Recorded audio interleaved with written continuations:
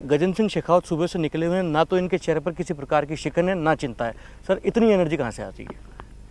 ये जितने लोगों से स्नेह मिलता है और कार्यकर्ताओं की अपरिमित अमाप ऊर्जा जो मिलती दिखाई देती है, वही शक्ति का आधार है, वही शक्ति का पुंज है, वही शक्ति की नाभि है। लोगों का स्नेह, लोगों का विश्वास मुझे हर कदम उनके लिए काम करने के लिए, उनके लिए चलने की प्रेरणा देता है और शक्ति और ऊर्जा भी देता है। दो कैंडिडेट मजबूती से चुनावी मैदान में हैं, भारतीय जनता पार्टी से आप और कांग्रेस से करण सिंह उचियाड़ा। जोधपुर की जनता क्या देखकर तीसरी बार फिर से गजेंद्र सिंह शेखावत को सांसद चुन रही है?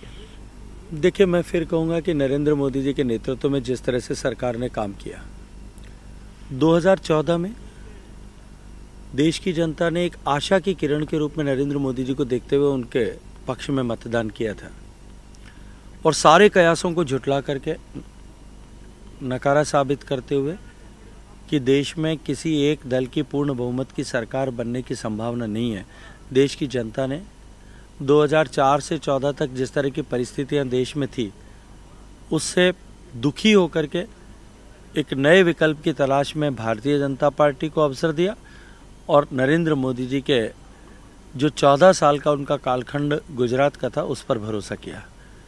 5 साल तक जिस तरह से गरीब कल्याण के लिए काम किया गया, देश के सुरक्षा के लिए काम किया गया, भ्रष्टाचार पर जीरो टॉलरेंस की नीति के साथ में काम किया गया, उसका प्रभाव जनता ने एक विश्वास का मत 2019 में दिया और वो विश्वास का मत था कि मोदी है तो मुमकिन है और जिस रास्ते पर देश चला है वो देश के लिए अनुकूल है। जो कड़े और बड़े फैसले लेकर के जो बड़ा मैंडेट मिला था, उस मैंडेट पर काम करते हुए 370 हटी, राम मंदिर का निर्माण हुआ, सीएए का कानून लागू हुआ, ट्रिपल तलाक का कानून लागू हुआ और देश ने बदलाव महसूस किया। आज देश विकसित हो सकने वाले भारत या भारत विकसित हो सकता, इस विश्वास से लबरेज होकर के उस विश्वास की आधारशिला रखने के लिए एक बार फिर भारतीय जनता पार्टी को और नरेंद्र मोदी को अवसर देना चाहती है और मैं इसके चलते हुए मुझे पूरा विश्वास है कि भारतीय जनता पार्टी का कमल जोधपुर में भी खिलेगा और राजस्थान में भी खिलेगा। शेखावत साहब, आपके जो विरोधी हैं वो इस प्रकार का परसेप्शन इस जोधपुर लोकसभा में खड़ा करने का प्रयास कर रहे हैं कि बीते 10 सालों में किसी प्रकार के कामकाज नहीं हो पाए, किस प्रकार से देखते हैं? देखिए, मुझे लगता है कि ये झूठ फैलाने के प्रयास जिस तरह से किए गए, षड्यंत्र जिस तरह से किए गए, अब लगभग लोगों के सामने क्लैरिटी है। मैंने तो एक दिन ऐसे ही पूछा था कि भाई, जोधपुर में जब मैं सांसद बना उससे पहले 15 लोग सांसद बन चुके थे, पर जोधपुर को कनेक्ट करने वाला एक भी नेशनल हाईवे 2 वे पेव शोल्डर भी नहीं बना हुआ था। जोधपुर जयपुर को जोड़ने वाला बर तक का वो भी सिर्फ 1.5 पट्टी की सड़क थी। जोधपुर बीकानेर के यही हाल थे, जोधपुर जैसलमेर के भी वही हाल थे, जोधपुर बाड़मेर के उससे भी बुरे हाल थे। जोधपुर से सरदार संबंध होते हुए जो सड़क सोजत हाईवे को जोड़ती है, उसके और भी बुरे हाल थे। जोधपुर से पाली की सड़क भी उसी नमाप की सड़क थी। आज जोधपुर में ये सारी सड़कें ईदर 4 लेन एक्सप्रेस वे हैं और या फिर जो है वो 2 लेन पेव शोल्डर सड़क बनी है ट्रैफिक के अनुरूप। जोधपुर के चारों तरफ 2000 करोड़ रुपए की रिंग रोड बनी है जो अस्तित्व में नहीं थी, शायद दिखाई नहीं देती होगी। जोधपुर का रेलवे स्टेशन अपग्रेड हो रहा है 500 करोड़ रुपए की लागत से। जोधपुर का भगत की कोठी रेलवे स्टेशन में सेकंड एंट्री गेट बनाए, पूरे नॉर्थ इंडिया का सबसे लंबा फुटओवर ब्रिज बनाए। भगत की कोठी रेलवे स्टेशन का मेन एंट्रेंस का पूरा पुनरुद्धार हुआ है। जोधपुर से फुलेरा तक और जोधपुर से मारवाड़ जंक्शन तक ये डबल लाइन नहीं होने के कारण से ट्रैफिक का कंजेक्शन था और बोटलनेक था, वो समाप्त हो गया है, डबलिंग हो गई है, कंप्लीट इलेक्ट्रिफिकेशन हो गया है। जोधपुर का एयरपोर्ट का विस्तार पिछले 30-35 साल से अटका था, जोधपुर इंतजार कर रहा था और उसके चलते हुए जोधपुर को एक्सपोर्ट बेस्ड इंडस्ट्रीज भी परेशान थी, उसका स्थायी समाधान हो गया। जोधपुर में रात को हवाई जहाज़ नहीं उतर सकते थे, अब उतर सकते हैं। जोधपुर की कनेक्टिविटी जो सिर्फ महज 2 शहरों के साथ में थी, आज देश के लगभग हर बड़े शहर के साथ में जोधपुर की कनेक्टिविटी है। जोधपुर में से होकर के अमृतसर कांडला एक्सप्रेसवे निकला है। जोधपुर में 406 से ज़्यादा प्रधानमंत्री ग्राम सड़क योजना बनी है। जोधपुर में लोकसभा क्षेत्र के सांसद होने के नाते जो एमपी लड का पैसा मिलता है लगभग 40 करोड़, उस 40 करोड़ के साथ CSR के पैसे को जोड़ करके लगभग 166 करोड़ रुपए जोधपुर लोकसभा क्षेत्र में खर्च हुआ है। जोधपुर में सर्वाधिक अमृत सरोवर बने। जोधपुर में भारत सरकार के सहयोग से या भारत सरकार की निधि से जोधपुर में लगभग 100 से ज़्यादा एनीकट्स बने, लार्ज एनीकट्स। जोधपुर में 2 डैम्स बने, एक इंद्रोका में मुकंदास खींची, वीरभर मुकंदास खींची सेतु और बांध, और एक बस्तवा माता जी का बांध, वो दोनों बड़े बांध बने। ऐसी श्रृंखला अगर मैं गिनाना शुरू करूंगा तो मुझे लगता है कि एक अभी बजाय सुबह तक गिना सकूंगा। शेखावत साहब, इतने कामकाज होने के बावजूद आपका जो स्वभाव हमने देखा है कि आप शिलान्यास में नहीं जाते हैं, फीता काट पॉलिटिक्स से दूर रहते हैं, तो प्रचार प्रसार न करना कहीं ना कहीं कारण तो नहीं बन गया विपक्ष को सवाल खड़ा करने में? हो सकता है लोगों को शायद जो काम होता है उसका एहसास न कराना शायद हो सकता है इस वर्तमान की राजनीतिक व्यवस्था में कहीं दोष होता होगा, लेकिन मेरा स्वभाव नहीं था कि मैं रोज़ जा कर के फीता काटूं, किसी का काम का एहसान करूं। मेरे सेवा का अवसर मुझे दिया था और मैं तो मानता हूं कि धन्य मेरा भाग्य है कि मुझे सेवा का अवसर मिला और मैंने सेवा करने की कोशिश की। अशोक गहलोत साहब से जब मेरी बातचीत हुई तो उन्होंने कहा कि भारतीय जनता पार्टी जो आंकड़ा लेकर चल रही है 400 पार, उस दावे का दम निकल गया है और पहले चरण के बाद अब भारतीय जनता पार्टी पूरे इलेक्शन कैंपेन में इस प्रकार की बातचीत नहीं करेगी। मैं तो अभी भी कह रहा हूँ अब की बार 400 के पार, और 400 के पार होगा। मैंने विधानसभा चुनाव में भी कहा था कि प्रचंड बहुमत से हम जीतेंगे। गहलोत साहब कहते थे कि मेरी सरकार रिपीट हो रही है, लेकिन हुआ वही था जो जनता चाहती थी और जो हम कह रहे थे। मैं फिर कह रहा हूँ कि अब की बार 400 के पार होगा। देश की जनता आतुर होकर के नरेंद्र मोदी को बड़ा मैंडेट देने के लिए तैयार बैठी है। सर, भारतीय जनता पार्टी की जो वर्तमान लीडरशिप है वो आपको बड़े राजपूत क्षत्रप के तौर पर पूरे देश में पनपाने का प्रयास कर रही है, लेकिन आरोप ये लगते हैं कि जो आपका कम्युनिटी है वो कहीं ना कहीं आपसे खफा है। इस प्रकार की कोई संभावना नज़र आती है क्या आपको, और क्या वर्तमान की जोधपुर की सियासत में ऐसा है क्या? देखिए, मैं वैसा ऐसा नहीं मानता कि भारतीय जनता पार्टी में किसी व्यक्ति को किसी जाति का नेता बनाने के लिए काम होता होगा। हम लोग जाति के भेद से ऊपर उठ करके देश के निर्माण के लिए निकले हुए लोग हैं। हम ये जाति और जाति के भेद में नहीं पड़ते, लेकिन ये तय है कि लोकतांत्रिक व्यवस्था में हर एक व्यक्ति का अपना जातिगत आधार होता है। मुझे भी मेरी जाति का अत्यंत प्रेम मिला है, स्नेह मिला है, आशीर्वाद मिला है, सहयोग मिला है, हर तरह की परिस्थिति में उनका साथ भी मिला है। कोई ये कहे कि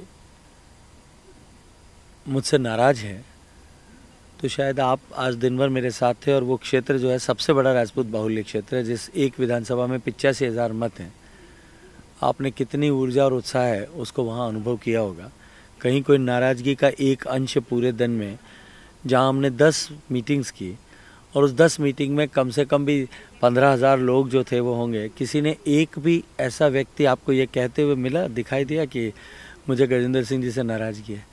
लोग स्नेह के साथ आपको कंधों पे उठा करके आपके ऊपर पुष्प की वर्षा करते हैं, अपनी पूरी ताकत लगा करके आपकी जय जयकार करते हैं।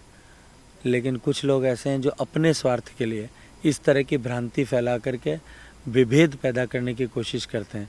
लेकिन जब संबंध सहजता का हो, जब संबंध स्नेह का हो और जब संबंध निस्वार्थ हो, तब उनमें किसी भी तरह का विभेद चाह करके भी पैदा नहीं किया जा सकता। सर, पुरुषोत्तम रूपाला प्रकरण के बाद इस प्रकार का मैसेज खड़ा किया गया, इस प्रकार का परसेप्शन खड़ा किया गया कि आप डिफेंसिव मोड में हैं। विभिन्न प्रकार की प्रतिक्रियाएं आई, ऐसे में आप किस प्रकार से देखते हैं? मुझे किसका डिफेंस करना था? मैंने कोई गलत कहा था कि जो मुझे डिफेंस करने की ज़रूरत पड़ती? देखिए, मैंने बहुत स्पष्टता के साथ में कहा आज भी मीडिया को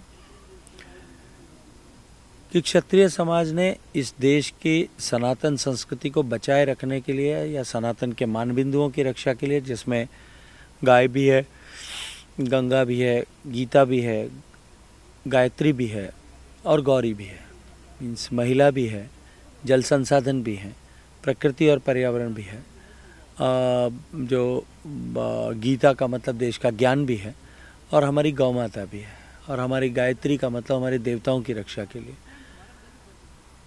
क्षत्रिय समाज ने पीढ़ियां कुर्बान की है। 2000 साल तक जो सनातन पे हमले हुए उसको क्षत्रिय समाज के बेटों ने अपने सीने पर झेल करके अपने भुजाओं की ताकत से या तो उनका मुंह मोड़ा और या इसी धरती में समाहित कर दिया। और इस पूरे सनातन विरोधी ताकतों से हुए युद्ध में हमारी बहनें माताएं भी कहीं कम नहीं थी। उन्होंने या तो कंधे से कंधा मिला करके लड़ाई की या अपने बेटे इस राष्ट्र की बलिवेदी पर समर्पित किए और या राष्ट्र के लिए संघर्ष करने की चेतना और अग्नि प्रदीप्त रहे, इसके लिए अपने आप को अग्नि के लिए जो है अंदर समाहित कर लिया। पूरी दुनिया में ऐसा उदाहरण कहीं नहीं मिलेगा। इसलिए क्षत्रिय समाज अपने इतिहास को लेकर के और अपने महिलाओं के सम्मान को लेकर के अत्यंत संवेदनशील है। कोई जानबूझ करके करे या अनजाने में भी इस तरह की टिप्पणी करे तो आहत होना स्वाभाविक भी है और होना भी चाहिए। पुरुषोत्तम रूपाला जी ने जो स्टेटमेंट दिया उसके बाद में क्षत्रिय समाज निश्चित रूप से आहत हुआ है। लेकिन साथ ही मैं ये भी कहूँगा, ये क्षत्रिय समाज का स्वभाव और गुणधर्म है, ये उसका संस्कार है कि जो ऋषियों मनीषियों ने कहा क्षमा वीरस्य भूषणम, जो समर्थ है उसे क्षमादान करना चाहिए। पुरुषोत्तम रूपाला जी ने बिल्कुल निष्प्रह भाव से 3 बार क्षमा याचना की है। मुझे लगता है कि समाज को उनको क्षमादान देना चाहिए और निश्चित रूप से समाज क्षमादान देगा भी। जहाँ तक इस चुनाव को जोड़ करके कुछ लोग इसका राजनीतिक लाभ लेने की कोशिश कर रहे हैं, मैं कहूँगा कि क्षत्रिय समाज ने हमेशा ही दूरगामी सोच के साथ में अपने निर्णय और फैसले किए। मैं आपको एक घटना जिसका इतिहास के पन्नों में जिक्र है वो उद्धृत करना चाहता हूँ। जब खिलजी ने डेरा डाला था मेवाड़ पर, और मेवाड़ के राजवंश में क्योंकि मीराबाई ब्याही थी और जब उनके वहाँ चुनौती आई तो मेड़ता से जयमल जी और फत्ता जी अपने घुड़सवारों को लेकर के गए अपने रिश्तेदारों के, अपनी बेटी के ससुराल में, अपनी बहन के ससुराल में जो जोखिम आया था उससे संघर्ष करने के लिए, उनका सहयोग करने के लिए। रास्ते में पुष्कर की घाटी में डाकुओं ने रोका और डाकू के सरदार ने चुनौती दे करके कहा कि ये चादर बिछा रहा हूँ, जो कुछ माल असबाब है वो इस पे रखो वरना हमसे युद्ध करना पड़ेगा। अप्रतिम योद्धा थे जयमल जी, साथ में सभी योद्धा थे। फत्ता जी बहुत छोटी उम्र का बालक, उसने धीरे से पूछा काका अठे कि उठे, और जयमल जी ने सोच के जवाब दिया उठे। और उन्होंने अपना जो कड़ा पहने थे, जो गले में कुछ पहना था, वो आभूषण निकाल करके उस चादर पे रख दिए और सभी जितने सैनिक थे जिनके पास जो था वो सब रख दिया। वापस जाने को तैयार हुए। जो डाकुओं के सरदार ने पोटला बांधा और अपना लेकर के रवाना होने लगा। ये सभी लोग दूसरी दिशा में रवाना हुए। डाकू के सरदार के मन में एक खटक हुई कि इस बच्चे ने पूछा इसका मतलब क्या था और उसने वापस आवाज़ देख करके रोका। जयमल जी की आंखें लाल हुई और उन्होंने कहा कि बोलो अब क्या शेष रह गया है। डाकुओं के सरदार ने कहा इस बच्चे ने पूछा अठे कि उठे, इसका क्या अभिप्राय है। तो जयमल जी ने कहा कि तुमको तुम्हारे धन से संपदा से मतलब था, तुमको मिल गया है। तो उसने कहा नहीं मुझे बताइए वरना युद्ध करना पड़ेगा। तो जयमल जी ने कहा इस बच्चे ने पूछा कि हमको यहाँ लड़ना है या वहाँ जा कर के लड़ना है। अगर हम यहाँ लड़ रहे हैं तो छोटी चीज़ के लिए, धन के लिए लड़ रहे हैं, संपत्ति के लिए लड़ रहे हैं, और वहाँ हम सनातन की रक्षा के लिए लड़ रहे हैं। और ये चुनाव सनातन की रक्षा करने का चुनाव है, सनातन विरोधियों के साथ में संघर्ष है। समाज अठे और उठे से प्रेरणा लेकर के इस बार बड़ा सोचते हुए इतिहास में जैसा हमेशा आचरण और व्यवहार किया है उसी तरह से आचरण और व्यवहार करेगा। शेखावत साहब, आखिर में ये जानना चाहूँगा कि तीसरी बार आप सांसद बने, इसके लिए जोधपुर लोकसभा की जनता को क्या दावे कर रहे हैं और जो काम आप नहीं करवा पाए किन्हीं भी कारणों से, उनको पूरा करने के लिए क्या कुछ प्रयास रहेंगे? देखिए, सबसे बड़ा विषय पानी का है। माननीय मोदी जी का संकल्प था हर घर तक पीने का पानी पहुंचे। देश में 16% से जो काम शुरू हुआ था वो आज 76% तक पहुंचा है। 76% हाउस होल्ड्स में आप पीने का पानी जा रहा है। 11.5 करोड़ नए कनेक्शन हुए। लेकिन दुर्भाग्य से राजस्थान की निवर्तमान सरकार के मन में कुटिलता होने के चलते और इस डर के चलते हुए कि यदि हर घर तक पानी पहुंच गया तो 50 साल तक कांग्रेस कभी सत्ता में नहीं आ पाएगी, उन्होंने पीने का पानी नहीं पहुंचने दिया। आज मुझे बहुत दुख होता है जब मैं ये देखता हूँ कि जोधपुर आज भी प्यासा है, मारवाड़ आज भी प्यासा है। प्राथमिकता के साथ में जोधपुर में पीने के पानी की जल जीवन मिशन योजना सफल हो, इस पर काम करेंगे। इंफ्रास्ट्रक्चर से रिलेटेड कुछ काम बचे हैं। जोधपुर शहर के ट्रैफिक कंजेक्शन के लिए मैंने एलिवेटेड रोड बनाने की कल्पना की थी, वो लगभग टेंडर के स्टेज पर है। टेंडर करके उसको पूरा कराना जोधपुर के लिए बड़ा काम होगा। जो हमने लक्ष्य लिए थे और वो जो लक्ष्य अभी पूरे होने, उनको पूरा करने के लिए काम करेंगे। और इसके साथ साथ में जोधपुर और मारवाड़ इंडस्ट्रियल हब बन सके, इसके लिए सभी तरह की संभावनाएं और अनुकूलताएं हैं। हमारे यहाँ रॉ मटेरियल है, हमारे यहाँ बिजली है, हमारे यहाँ ज़मीन उपलब्ध है, हमारे यहाँ इंडस्ट्री के लिए आवश्यक पानी उपलब्ध है और हमारे यहाँ उद्यमशीलता जो है, इंडस्ट्रियसनेस भी लोगों में है। मारवाड़ का बेटा कहीं भी गया है, उसने नाम रोशन किया है।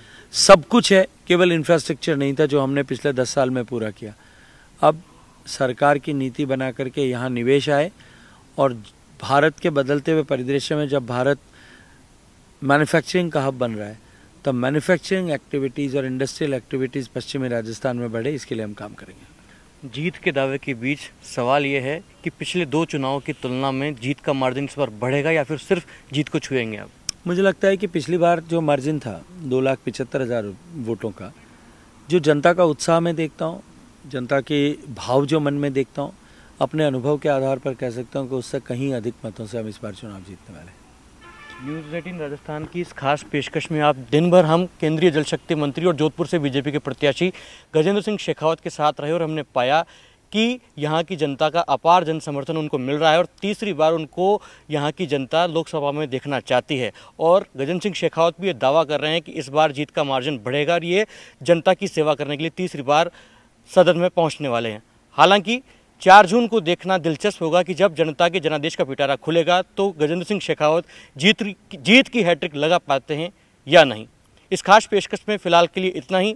देश दुनिया की तमाम खबरों के लिए आप देखते रहिए न्यूज़ 18। नमस्कार।